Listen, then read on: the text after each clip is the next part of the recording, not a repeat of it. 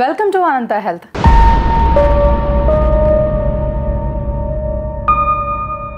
చలికాలంలో తేనెని ఇలా తీసుకుంటే కొలెస్ట్రాల్ తగ్గి ఈ సమస్యలన్నీ దూరం అవుతాయి. తేనె ఆరోగ్యానికి చాలా మంచిది. మరీ ముఖ్యంగా చలికాలంలో తేనెని తీసుకుంటే ఎన్నో సమస్యలకి చెక్ పెట్టొచ్చు. చాలా వ్యాధులు దూరం అవుతాయి. అవేంటో తెలుసుకోండి. సీజన్ మారే కొద్దీ మనకి కొన్ని సమస్యలు వస్తాయి. అందుకే మన డైట్లో కొన్ని చేంజెస్ చేయాలి.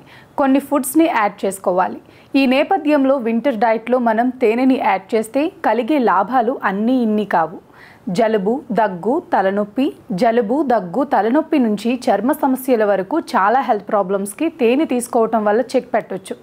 అవేంటో తెలుసుకోండి. తేనెలో యాంటీ ఆక్సిడెంట్స్, విటమిన్స్, మినరల్స్ ఎక్కువగా ఉంటాయి. వీటిని తీసుకోవటం వల్ల ఇమ్యూన్ సిస్టమ్ హెల్దీగా మారుతుంది. దీంతో చలికాలంలో వచ్చే దగ్గు, జలుబు, మైగ్రేన్ వంటి సమస్యలు చాలా వరకు తగ్గుతాయి. దీంతో పాటు గొంతు నొప్పికి న్యాచురల్ ట్రీట్మెంట్ అని కూడా చెప్పవచ్చు. తేనె తీసుకోవటం వల్ల దగ్గుకి మందులా పనిచేస్తుంది.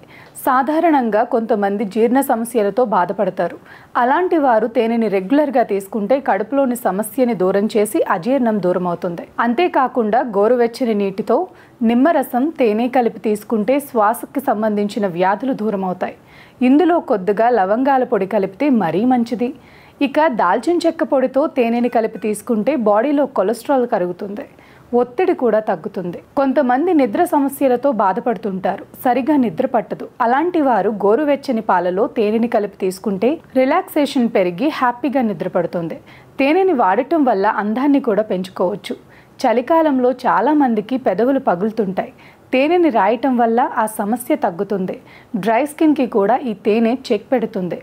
కొద్దిగా పాలలో తేనెని కలిపి మాయిశ్చరైజర్గా వాడుకోవచ్చు.